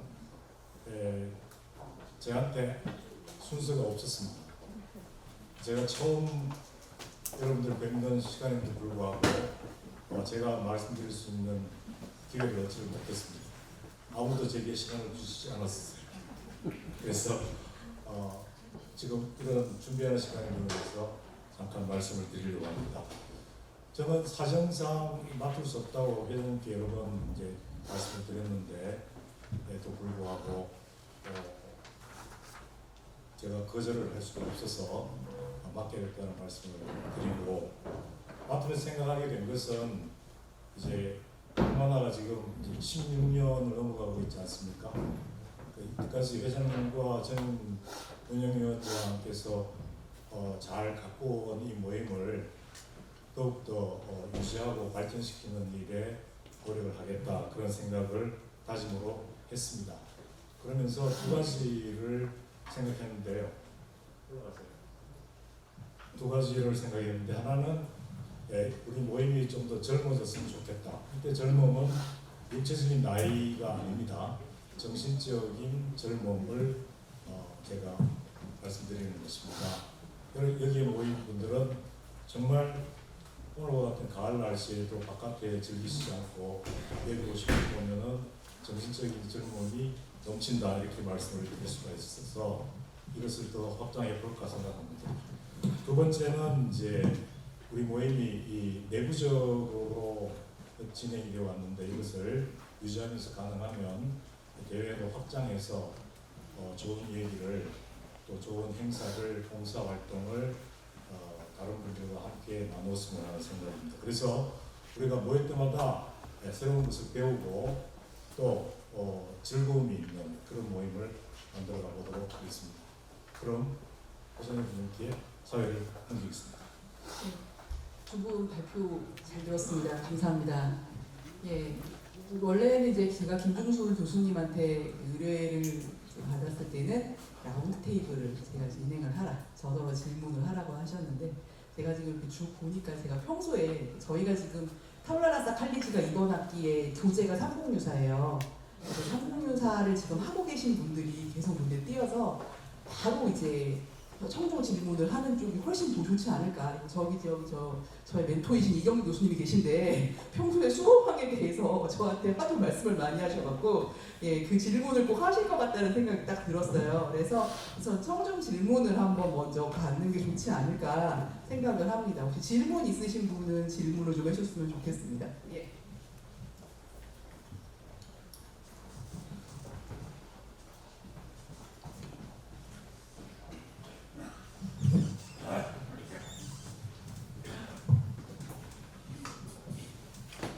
저는 계명대학에서 국어학을 공부한 손인우입니다. 첫째 질문, 왜 이상한 이야기책 상공유사로 붙였는지 참 궁금합니다.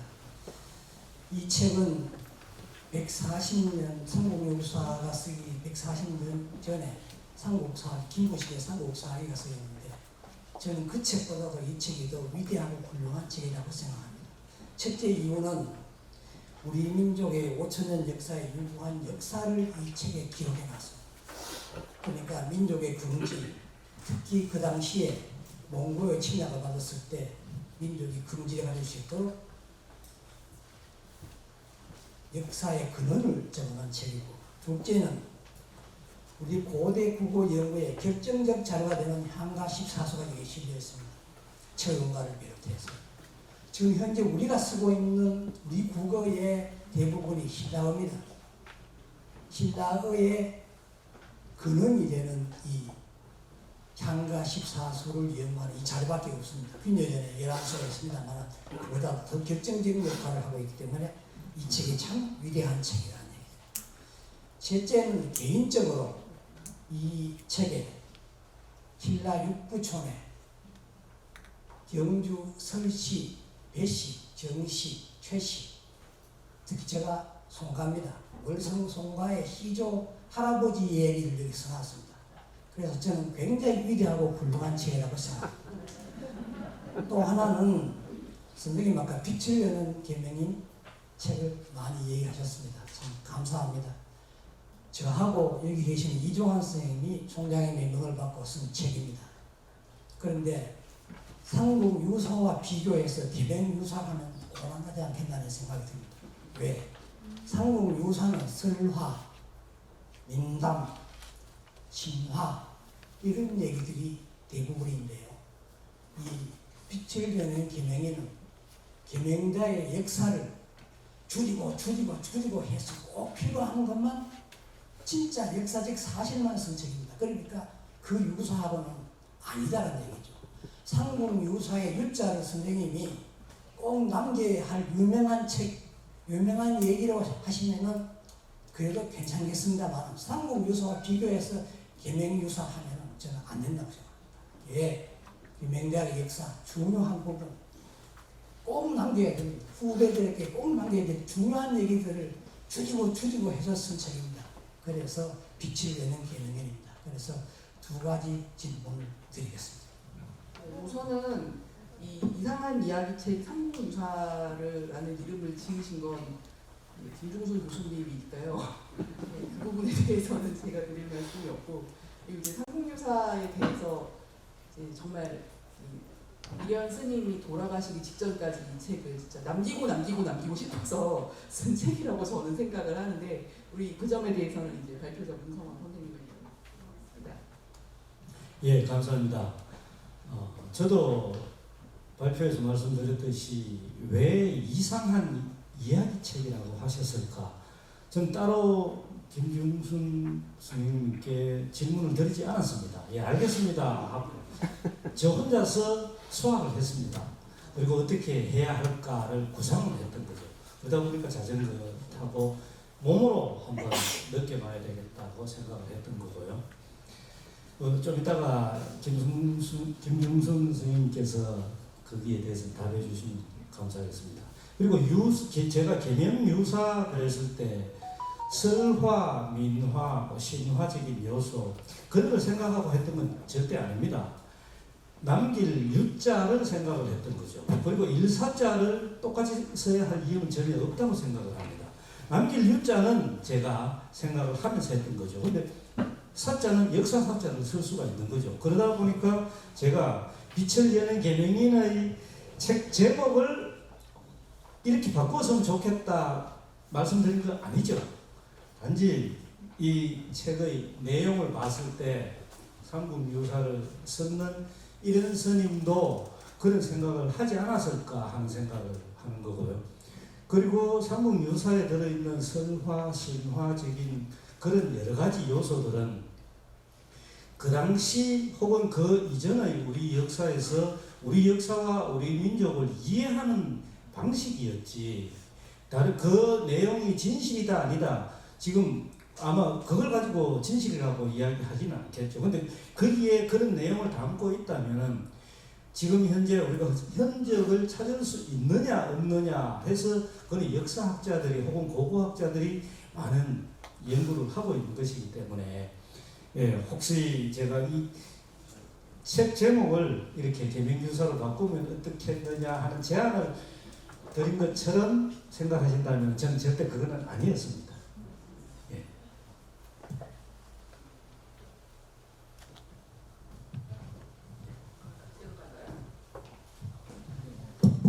네, 앞에서 손인호 선생님 그 말씀하셨는데요. 저는 거기 좀 끝에서 한번 질문하겠습니다. 여기서 이상한 이야기책, 역시 저는 여기에 이상한 이야기책이라고 했는데 이 이상한 이야기라는 말이 오늘 두 분 발표하시는 분 얘기를 다 들어봐도 별 가치 없는 얘기다라는 그런 느낌을 상당히 많이 받았고요. 그것은 일제 시민사관의 잔재가 그대로 남아있는 그런 제목이 아닌가, 그리고 그런 상방식이 아닌가 싶은 생각이 정말로 너무나 많이 들었습니다. 그 부분에 대해서는 한번, 그리고 발표하신 분이 오늘 최소한 이 상공유사에 대한 의미와 의의에 대해서는 좀 알려주셔야 되는데 그 점은 너무 아쉽고요. 그 다음에 이제 이 상공유사의 핵심을 다 피해갔다고 생각합니다. 저는 오늘. 그래서 상공유사의 핵심과 그다음에 상공유사의 의의와 의미 정도는 그래도 발표하시는 분들이 제대로 좀 저희들한테 알려주시면 좋겠다는 생각이 들고요. 그 다음에 맨 앞에서 말씀하시는데 계명대하고 상공유사는 비교 대상이 좀 아닙니다. 계명대도 정말 대단한 대학이지만 상공유사도 정말 대단한 책입니다. 그러나 이 두 개가 전혀 비교 대상으로서는 어울리지 않는 그런 이시라고 저는 봅니다. 그래서 오늘 발표하시는 분들에게 최소한 그래도 이 창국 유사의 의의와 의미 정도는 좀 저희들에게 좀 알려줬으면 좋겠다는 생각이 들고요. 이걸 이상한 이야기책이라는 것 자체에 대해서 정말로 저는 너무나 심각한 이의를 제기하고 싶습니다. 왜 이상하며 또 이게 왜 이야기책입니까? 역사책인데 민중의 이야기가 담겨있는 책인데 왜 이게 이야기책입니까? 설사 이게 문화책이다 그러면 판타지로 이루어진 것이다 하더라도 역사적 의미가 상당하죠. 그런 의미에 대해서 좀 제대로 얘기해 주셨으면 감사하겠습니다. 아무래도 김중순 교수님 등판하시죠. 예. 기획자께서 지금 말씀을 하시는 중에 장래 평화를 위해서 도움이 되었습니다. 예, 이 사회에서 말씀이 장래 평화를 위해서 제가 답을 해야 된다고 그러니까 저는 이런 생각을 합니다. 그 오늘 주제가 상공유사지 이상한 이야기책이 아니지 않습니까? 근데 왜 다들 이상한 이야기책에 관심을 갖고 계신지 잘 모르겠어요. 상공유사가 가지고 있는 권위랄까 어떤 역사적인 의의 이런 것들이 앞에 이상한 이야기책이라고 하는 형용사가 들어감으로써 손상받는다고 생각하는 분들이 과연 있는지 저는 잘 모르겠어요. 공부를 우리가 하면 할수록 이 초등학교 때부터 계속해서 상공유사의 의의라든지 금방 우리 질문하신 선생님께서 말씀하셨듯이 너무 철저히 잘 배워가지 않습니까? 이제 아까 우리 사회자께서 말씀하신 오늘 이 토론의 목적은 어떤 확장성에 있다면 이 제목을 통해서 우리가 좀 달리 생각할 수 있는 그런 기회로 삼으면 되지 않을까. 그렇게 가볍게 좀 얘기면 좋겠다 싶은데 너무 이 심각하게 고민을 하시는 것 같아서 좀 즐겁게 좀 이야기를 좀 자유롭게 해서 우리 상상력을 더 키우면 좋지 않겠는가. 그 정도로 답변드리겠습니다. 맞습니다.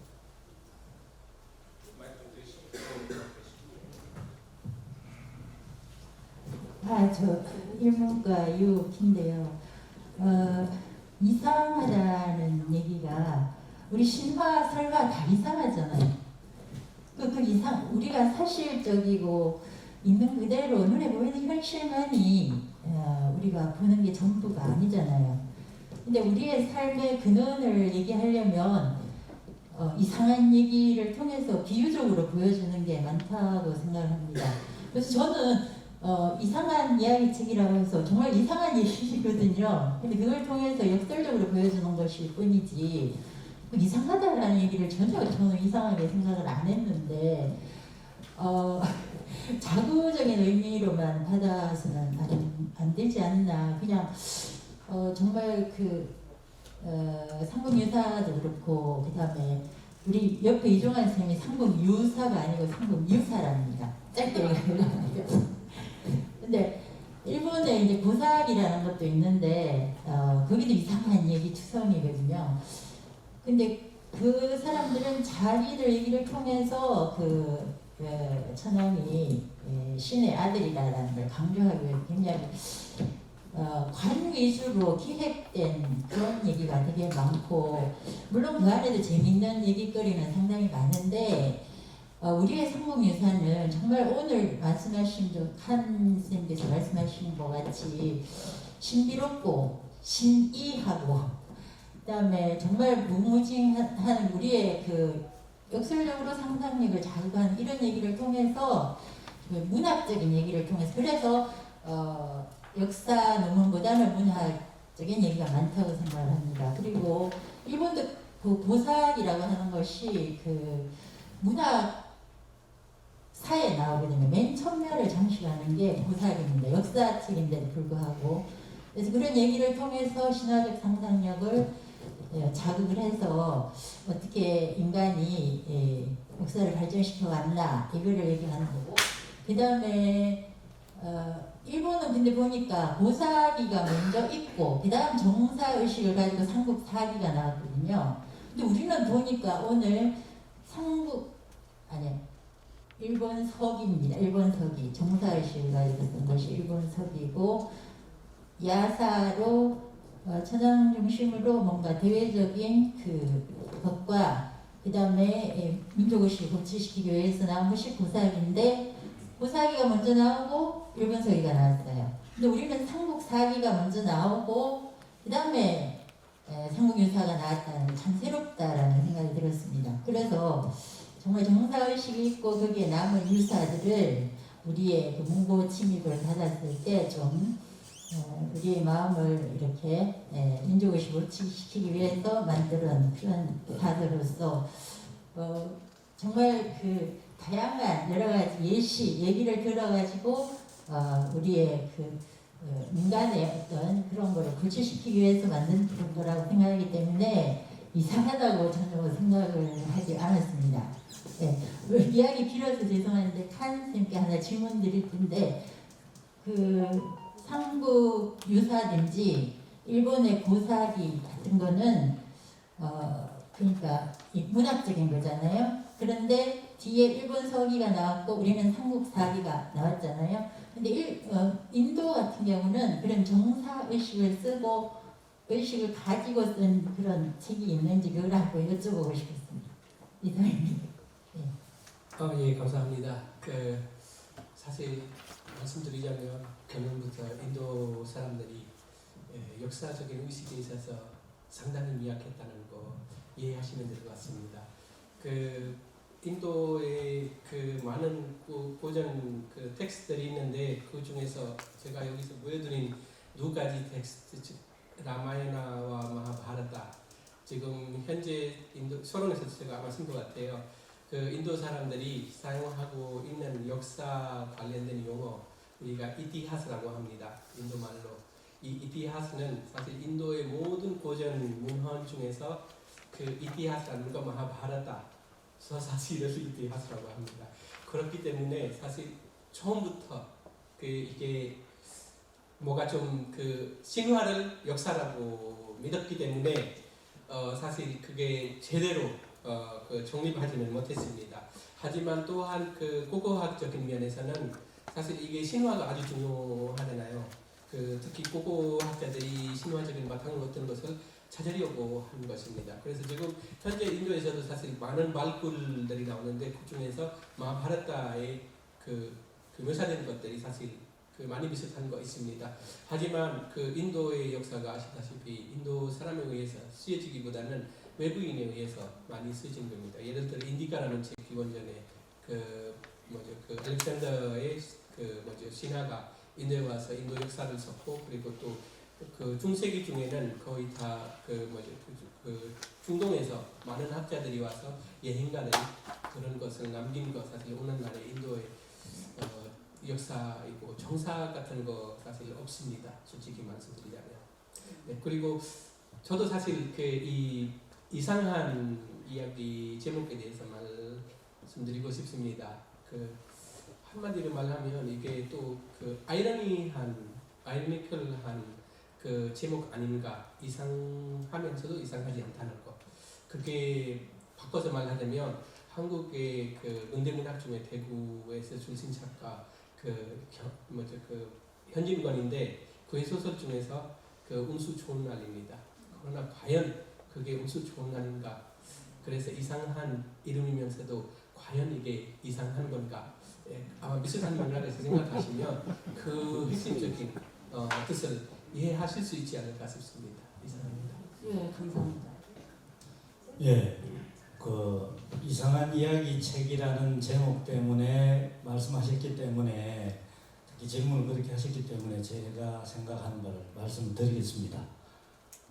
저는 왜 이런 주제를 정했을까를 생각을 했지만 이상한이라는 그 용어에 대해서 그리고 이야기책이라는 그 용어에 대해서 우리가 일상적으로 생각하는 이상하게 생각하지 않았습니다. 왜? 이상한이라고 했을 때 보통 일반적으로 사람들 생각하기를 정상적이고 비정상적이고 이런 이분법적인 사고에서 많이 생각을 합니다. 근데 그렇게 생각할 이유가 전혀 없죠. 단지 다르게 본다. 다르게 보면 어떻게 보일 것인가 이렇게 생각을 했거든요. 예를 들면은 반성이라는 우리가 용어를 쓰면은 보통 사람들은 특히 학생들은 잘못했는 것에 대해서 다시 생각해봐라 이런 의미로 받아들입니다. 그런데 그건 아니죠. 그렇게도 받아들일 수 있지만은 잘한 것에 대해서도 우리는 얼마든지 반성을 하고 더 잘하기 위해서 생각할 수 있습니다. 이상한이라고 하는 것도 마찬가지죠. 정상, 비정상 이런 의미로 생각할 이유가 전혀 없고 다른 시각으로 본다면 어떨 것인가로 제가 받아들였기 때문에 저도 다른 방식으로 시도를 해본 거고요. 또 이야기책이라고 했을 때 보통 당연히 삼국유사는 역사책입니다. 그리고 불교 서적입니다. 그건 전제하고서 출발을 하는 거죠. 그 이외의 미술사 혹은 신화, 문화, 문학 그리고 설화, 신화, 설화 그런데 화가 뭡니까? 이야기죠. 거기에 어떤 이야기가 담겨 있느냐? 그럼 그 이야기를 지금 읽어본다면 옛날 이야기라고 하고 말아버린다면 지금 읽어보는 게 무슨 의미가 있겠느냐? 그렇다면 오늘날 지금 내한테 우리한테 적용을 시키면 어떤 걸 바라볼 수가 있을까? 당연히 삼국유사하고 계명대학 삼국유사의 내용과 계명대학교의 역사가 동일하다는 의미가 절대 아니죠.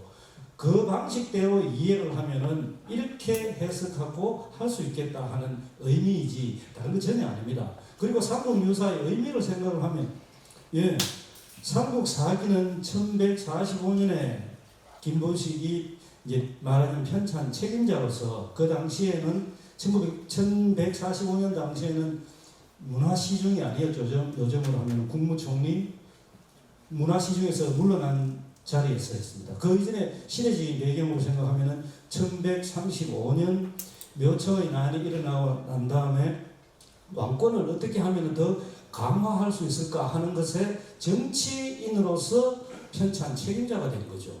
그런 의미가 담겨 있고 그래서 우리는 기전체로 그걸 더군다나 썼기 때문에 본기, 세가, 표, 지, 열전을 바탕으로 한 그 사마천의 사기를 이제 표준 모델로 해서 우리는 기전체라고 하죠. 그걸 정사라고 하는데 그것과 달리 1281년에서 83년 사이에 이련스님이 성녀로서 썼지만은 근데 시대적인 배경은 완전히 다른 상황이죠. 그렇기 때문에 그러면은 제가 아까 타블라라사 말씀을 드렸습니다. 그러니까 삼국유사의 의미를 이제 질문하셨기 때문에 그런데 우리 학교의 타블라라사 그러면은 우리가 얼굴을 가질 때 그러면 지금 현재 얼굴을 가질 때를 생각하면 얼굴이 없다고 볼 수가 있죠.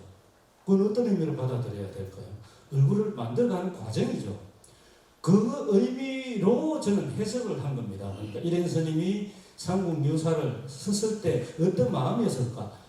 물론 그건 추측이죠. 그렇지만 그 안에 담겨있는 내용들을 보면은 도저히 역사적 사실이라고 믿을 수 없는 말하자면 설화적인 내용이나 이런 것들이 많이 들어있는데 우리 보고 믿으란 말인가? 그건 아니죠. 그 이야기를 통해서 그때까지의 우리의 역사, 우리 민족은 어떤 얼굴을 가지고 있었던가를 생각을 할 수가 있는 거고 이런 얼굴이라고 한다면은 앞으로 우리는 어떤 식으로 살아갈 수 있지 않겠느냐 하는 민족 전체의 혹은 고려의 삶의 의미, 나라가 나아가야 할 의미, 국존으로서 국사로서 그런 여러 가지 것들을 담고 있었을 거라고 저는 생각을 하죠. 또 역사적 사실도 굉장히 많이 들어있는데 그것들에 대해서는 설화적인 요소라고 하더라도 아까 그런데 말씀드렸듯이 이미 많은 학자들이 역사학은 당연히 실정을 제일 1순위로 생각을 하니까 그걸 파고들고 그게 필요한 게 있으면 고고학적인 탐구까지 해가면서 발굴을 해내죠. 그러면은 설화적인 요소로서 기록을 하고 설명을 하고 있기는 하지만은 설명은 쓰기는 그렇게 써도 이게 실제로 역사적인 사실을 담고 있구나 하는 것은 나중에 그렇다면은 어떤 교재나 다른 서적을 통해서 밝혀지는 그런 내용이기 때문에 이런 주제가 잘못됐다 굳이 그렇게 생각을 할 필요는 없지 않나 저는 그렇게 봅니다. 네, 감사합니다. 시간이 다 되어서 오늘 발표가 해주신 조명 교수님 감사합니다. 회장님 청평 주시겠습니다. 평소에 우리가 생각하지 못했고 또 생각하기 힘든 그런 내용의 강연을 해주신 두 분에게 다시 한번 감사의 뜻을 표시해주시고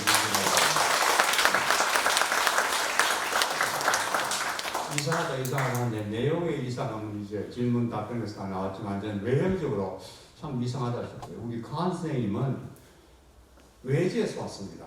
양반의 언어로는 타성인데 타성에 와가 현지 사람보다 우리의 말 어휘가 훨씬 더 폭넓고 또 깊이가 있는 그런 우리 언어의 야유성까지 다 파가지고 참 이상해요. 어떻게 또그 못지않게 이상한 것이 우리 문생이 어느 누가 자전거 타고 차를 68을 왔다 갔다 해요. 조금 이렇게 이상한 그런 교수님 같은데 자, 두 분께 깊은 감사의 말씀을 드리고 시간이 되었기에 다른 순서로 넘어가겠습니다. 감사합니다.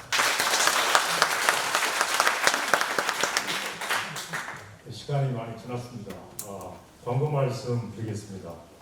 우선 죄송한 말씀을 드리는 것은 이번 초청장에서 오자가 있었습니다.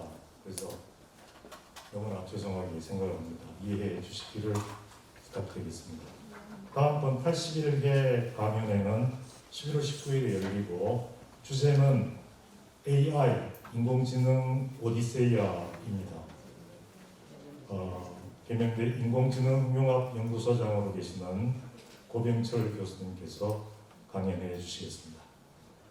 여느 때처럼 오늘도 모임 끝나면 의양관 프로지온 식당에서 저녁 식사가 준비되어 있으니까 드시고 가시기 바랍니다. 다들 운영위원께서는 6시 반에 회의가 있는 걸 기억해 주시기 바랍니다. 그럼 오늘 순서 이것으로 모두 마치겠습니다. 감사합니다.